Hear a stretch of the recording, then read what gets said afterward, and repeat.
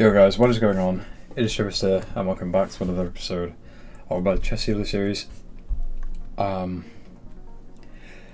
just want to warn you guys, start this episode off with another warning that I've had a few to drink, so my chess probably isn't going to be as good as you guys were used to it being last video, but we'll see how it goes. Anyway. So without further ado, let's cue.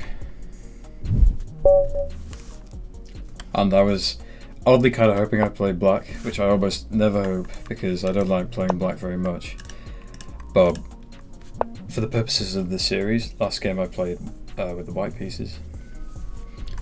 So this one, some guy at my chess club was telling me about this. He said it's quite dangerous, but I've never really found it to be so challenging to play against.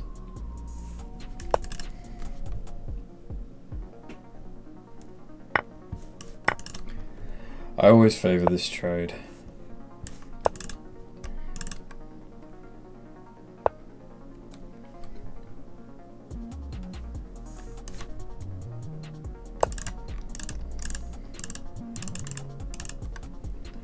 We'll play bishop d6.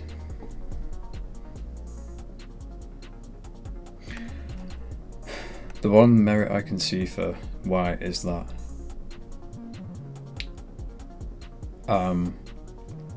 black's kingside is a bit bare. I guess he probably wants to go for a quick attack. That will be the point of the opening, because with the knight being exchanged off and the bishop developing here, my kingside is completely stranded. So it's probably right for me to make a quick break. This will involve me moving my piece twice, but I can get some counterplay going on the queen side, which is, if he's playing on the king side, naturally where I'd like to be playing.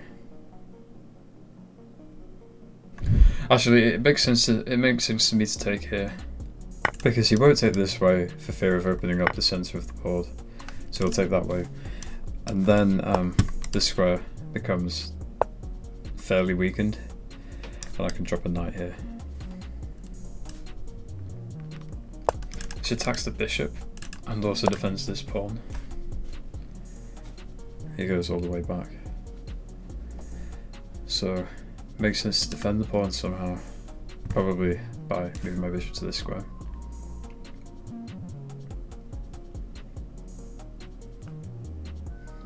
Just because it's a developing move.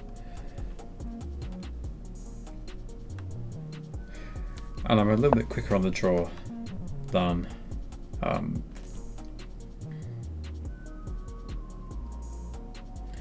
white here.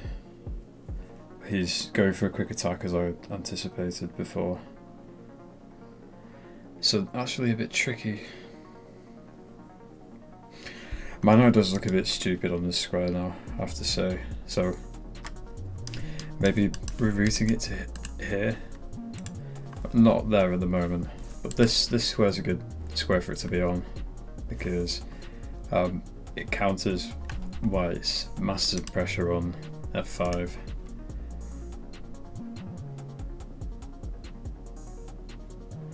In any case, it doesn't belong here, so I think I'm going to go back. I obviously don't want to take this way, because that gives him open files, and then I'm probably toast. This also gives me the plan of putting a lot of pressure on the knight and forcing him to castle kingside, thus blunting his attack on that side of the board. Maybe the immediate rook c1's an option as well, and then bringing the knight back to this square so I can go here and threaten to win a pawn. That makes sense. I think I'm going to play rook c8. I think I said rook c1 before, apologies. I'm not very good with my notation.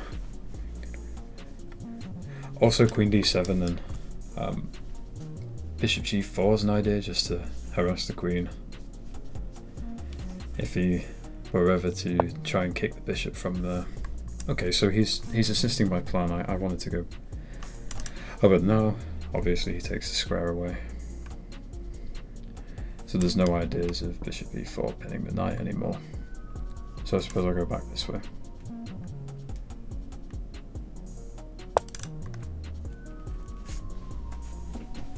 In any case, my knight was stupid here, so even though this move wasn't helping the plan I anticipated, it did help me anyway. And as I was saying before,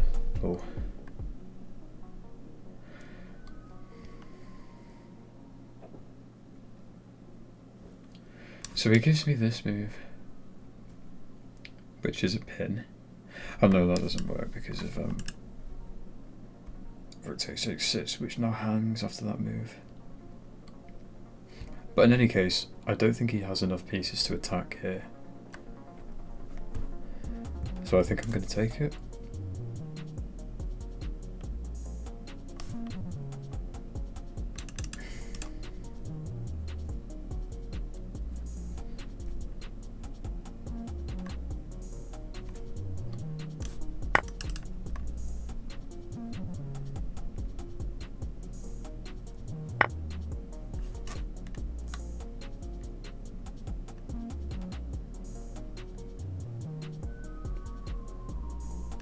Go here just to defend. This pawn actually hangs. I didn't see all this stuff. Actually, I think if he takes there, I have some interesting tactics. With knight takes d4. Oh no, there's just queen takes d4 after that. It doesn't work. Okay, whatever. He can take there. There's no tricks.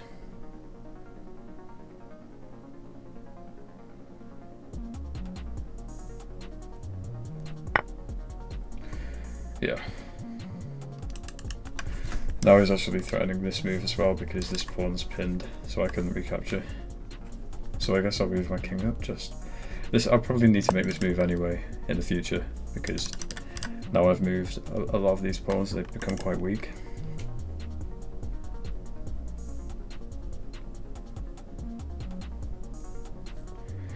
If I have any advantage at the moment, it's the fact that his pieces are quite tied down. For example, if he castles, he can't move this knight because of traps on his queen, stuff like that.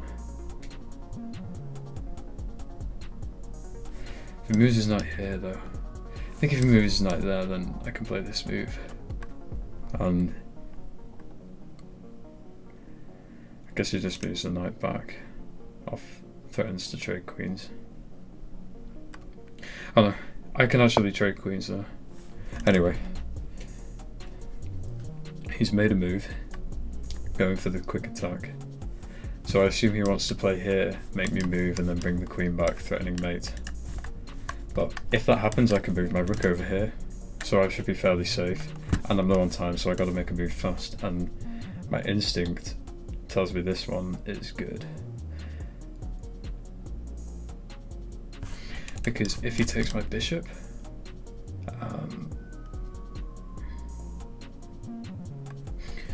yeah, if he takes my bishop,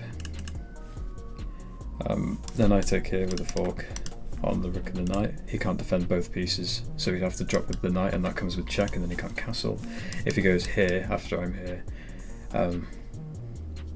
then I had something, I'm pretty sure. I've just forgot what it was. Okay, well, we're gonna go here anyway. I don't have enough time to bargain. I think I planned on just attacking it. It's actually less potent after queen takes, but it's still interesting. Oh yeah, yeah, after that I wanted to make some sacrifice and go here, picking up the other rook. That was my plan. But he just says no nonsense.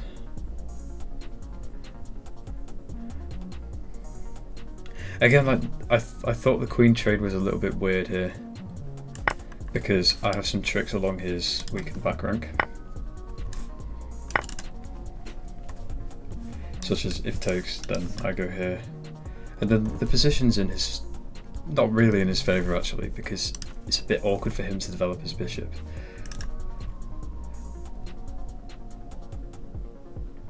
Usually it's quite a good thing for, white to have these pieces for the rook. But in this case, his bishop and rook are undefended, so it's a little bit difficult. He can't move his bishop, for example, because then I kill his rook. I guess his best bet would be going back here, then moving the bishop, because then it's defended. But in that time, I might be able to, go here, pick up a pawn. And actually, he's actually down material. I'm thinking about a completely different scenario here. As I said, guys, my chess is not going to be up to scratch today, just because I've had a bit to drink. So I think I want to go here, and that makes things really problematic for him, because now he can't go back and defend, because I just pick it up, he takes back, and then I take again. These are definitely drunk. This is definitely drunk arrow drawing. And if I can ever take it, that's good for me too, because after he takes back, I get a check with tempo. I go here with the rook, and then I pick up the bishop, and I'm just completely winning. That's a whole rook up. Yep, GG. So